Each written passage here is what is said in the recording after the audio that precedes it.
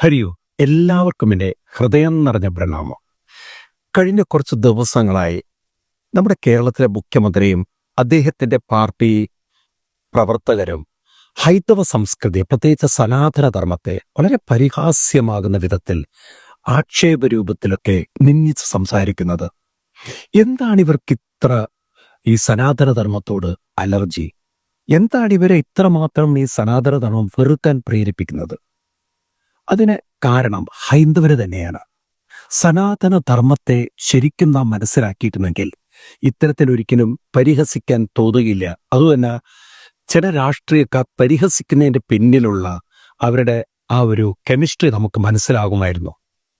സനാതന ധർമ്മം ഭാരതത്തിൻ്റെ 5000 വർഷത്തിലധികം പഴക്കമുള്ള ധർമ്മം, സംസ്കൃതി നോക്കിക്കഴിഞ്ഞാൽ അതിൽ ഒരു പാരസ്പര്യത്തിൻ്റെ സംസ്കൃതി നമുക്ക് കാണാം. അതായത് വളരെ സഹവർത്തിത്വത്തോടെ ഇവിടെ എല്ലാവരും ജീവിച്ചിരുന്ന സംസ്കാരം. നിങ്ങൾ നോക്കൂ, രാമായണത്തിലേക്ക് നോക്കിക്കഴിഞ്ഞാൽ ശ്രീരാമസ്വാമിയുടെ കാലത്ത് ആദിവാസി സമൂഹം, ഗുഹൻ, അതുപോലെ തന്നെ ശബരീദേവി, അതുപോലെ തന്നെ അസുരവംശക്കാര്, രാക്ഷസവംശക്കാര്, വാനരവംശം, അങ്ങനെ അനവധി വംശങ്ങൾ ആ കാലത്ത് ഒരു സഹവർത്തിത്വത്തോടെ പാരസ്പര്യത്തോടെ ഇവിടെ ജീവിച്ചിരുന്നു. അത് നമുക്ക് കാണാൻ സാധിക്കും. പിന്നീട് അനാവശ്യമായി മറ്റുള്ളവരുടെ ജീവിതത്തിൽ ഇടപെട്ടപ്പോഴാണ് ശ്രീരാമസ്വാമിക്ക് അവരെയൊക്കെ നിർത്തേണ്ടി വന്നത്. അതുപോലെ ഏത് കാലത്തും നമുക്ക് കാണാം ഇവിടെ പലരും ഒന്നിച്ച് സഹവർത്തിത്തോടെ ജീവിച്ച സംസ്കാരം. എന്നാൽ ചില രാഷ്ട്രീയ പാർട്ടികൾക്ക് അതൊരിക്കലും ഉൾക്കൊള്ളാൻ സാധ്യമല്ല. കാരണം അവരുടെ ഏകാധിപത്യ പ്രവണതയും അവരല്ലാത്ത മറ്റൊന്നിനെ ഉൾക്കൊള്ളാനുള്ള അവരുടെ മനസ്സിന്റെ സങ്കുചിത്വമൊക്കെയാണ് പലപ്പോഴും അവരെ ഇത്തരം സംസ്കാരങ്ങളെ എതിർക്കുന്നതിന് പ്രേരിപ്പിക്കുന്നത്. നിങ്ങൾ ചൈനയിലേക്കൊക്കെ നോക്കിക്കഴിഞ്ഞാൽ അവിടെ മുസ്ലിം സമുദായത്തോടൊക്കെ കാണിക്കുന്ന അവിടുത്തെ പ്രവൃത്തികളൊക്കെ നിങ്ങൾക്ക് കാണാലോ. ഒരു കാലത്ത് കമ്മ്യൂണിസ്റ്റ് രാജ്യങ്ങളിൽ ക്രിസ്ത്യൻ സമൂഹത്തോട് കാണിച്ചിരുന്ന പ്രവൃത്തികളൊക്കെ ഒരിക്കലും അവർക്ക് ഉൾക്കൊള്ളാൻ സാധ്യമല്ല. എന്നാൽ ഭാരതത്തിൽ ഒരു സഹവർത്തിത്വം, നമ്മുടെ മന്ത്രങ്ങൾ അങ്ങനെയാണ് എഴുതിയിരിക്കുന്നത്.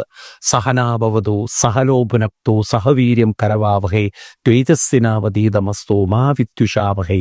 ആരെയും വെറുക്കാനല്ല പഠിപ്പിക്കുന്നത്, എല്ലാവരോടും ഉൾക്കൊണ്ട് ഒരു സമഭാവനയോടെ സഹരിച്ച് ജീവിക്കാനുള്ള ഒരു വിശാല മനസ്കത.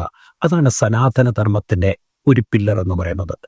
രണ്ടാമത്തത് നമുക്ക് പൂർവികരായിട്ട് നമുക്ക് തന്നിരിക്കുന്ന മറ്റൊന്നാണ് ബഹുസ്വരത.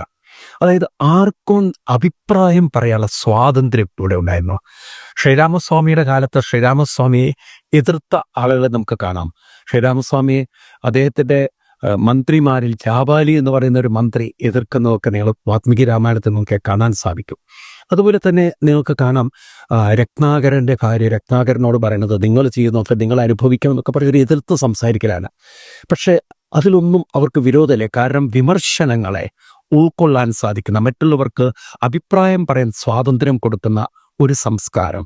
അതാണ് ഹൈന്ദവ സംസ്കൃതിയുടെ മറ്റൊരു പില്ലർ, അല്ലെങ്കിൽ സനാതന ധർമ്മത്തിന്റെ രണ്ടാമത്തെ പില്ലർ.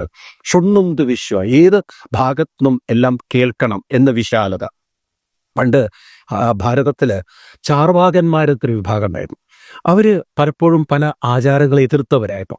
ശ്രീബുദ്ധൻ ക്ഷേത്ര ആചാരങ്ങളെ എതിർത്തവരായിരുന്നു. പക്ഷെ ഇവരെയൊക്കെ ഉൾക്കൊള്ളാൻ, അംഗീകരിക്കാൻ, ബഹുമാനിക്കാൻ സാധിക്കുന്ന, അവരുടെ വാക്കുകളെ മാനിക്കാൻ സാധിക്കുന്ന ഒരു വിശാലത, അതാണ് ഹൈന്ദവ സമൂഹത്തിനുള്ളത്. അത് ഇതര മതങ്ങളിൽ നമുക്ക് കാണാൻ സാധ്യമല്ല. അതുകൊണ്ടാണ് അവർ സനാതന ധർമ്മത്തെ എതിർക്കുന്നത്. എനിക്കറിയാം, ഇസ്ലാം സമൂഹത്തിലേക്ക് നോക്കിക്കഴിഞ്ഞാൽ സുന്നികളുടെ ഒരു അഭിപ്രായവും മുജാഹിദുകളുടെ അഭിപ്രായം അല്ലെങ്കിൽ ഷികളുടെ അഭിപ്രായം തമ്മിൽ ചേരാത്തതുകൊണ്ടാണല്ലോ അവർ പരസ്പരം തല്ലിക്കൊല്ലുന്നത്. നമുക്ക് ഇനി കമ്മ്യൂണിസ്റ്റ് പാർട്ടിയിലേക്ക് നോക്കിയാലും കാണാൻ സാധിക്കും. അവിടെയും എതിർക്കുന്നവരെ 51 വെട്ടും 41 വെട്ടൊക്കെ വെട്ടിയിട്ട് നശിപ്പിക്കുക. അത് അവർക്ക് ഉൾക്കൊള്ളാൻ പറ്റില്ല. ബഹുസ്വരത എന്നത് അവരിൽ ഇല്ല. വിമർശനം അനുവദനീയത. എന്നാൽ സനാതന ധർമ്മത്തിൽ വിമർശനം അനുവദനീയമാണ്. ഗീതയിൽ നിങ്ങൾ നോക്കിക്കഴിഞ്ഞാൽ അവസാനം കൃഷ്ണൻ പറയുന്നത് വിമർശയേത ശേഷേണ യഥേച്ഛസി തഥാ കുരു എന്നാണ്. ഇത്രയൊരു മഹത്തായ ധർമ്മം ലോകത്തിലിവിടെ കാണാൻ സാധിക്കും. അതുകൊണ്ടാണ് ഈ സംസ്കാരം നിലനിന്നതും ഇവരുടെയൊക്കെ രാഷ്ട്രീയ സംസ്കാരം നിലനിൽക്കാത്തത്. ആ സങ്കുചിത്വം അവരെ ഇല്ലാതാക്കുന്നു. ഇനി മൂന്നാമത്തതാണ് ഭാരതത്തിന്റെ സനാതന ധർമ്മത്തിന്റെ പില്ലറെന്ന് ആത്മീയത. മനുഷ്യന് പൂർണ്ണതയിലേക്ക് ഉയർത്താനുള്ള അറിവും കഴിവും അവബോധവുമുള്ളൊരു സംസ്കാരം. നമ്മുടെ ഋഷിവര്യന്മാരൊക്കെ പൂർണ്ണത കൈവരിച്ചവരായിരുന്നു. അതുകൊണ്ടാണല്ലോ അവർ ഈ മന്ത്രം എഴുതി വെച്ചത്, പൂർണ്ണമത പൂർണ്ണമിതം പൂർണ്ണാൽ പൂർണ്ണമുദശ്യതേ പൂർണ്ണസ്യ പൂർണ്ണമാകായ പൂർണ്ണമേവ അവശിഷ്യതേ. അതായത് ദുഃഖത്തിൽ നിന്നും പൂർണ്ണമായ മുക്തി, അതുപോലെ സുഖത്തിന്റെ പൂർണ്ണത, ഒരു ആനന്ദത്തിലേക്ക് മനുഷ്യനെ ഉയർത്തുക.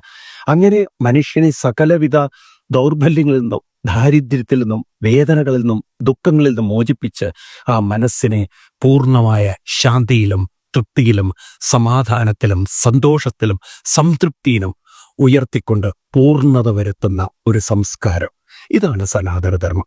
ഇത് നിലനിൽക്കണോ വേണ്ടോ എന്ന് ഞാനും നിങ്ങളും മനസ്സിലാക്കണം. എതിർക്കുന്നവര് സങ്കുചിതരാണ്, അതിൽ ബഹുസ്വരതയില്ല, സഹവർത്തിത്വമില്ല, അവർക്ക് ജീവിതത്തിന്റെ പൂർണ്ണതയെക്കുറിച്ചൊരു കാഴ്ചപ്പാടില്ല. അതുകൊണ്ടാണ് അവരെ എതിർത്തുകൊണ്ടേയിരിക്കുന്നത്. ഇത് നാം തിരിച്ചറിയുക. അവർക്ക് സദ്ബുദ്ധി ഉണ്ടാവാൻ നമുക്ക് പ്രാർത്ഥിക്കാം. ഹരി ഓം, പ്രണാമം.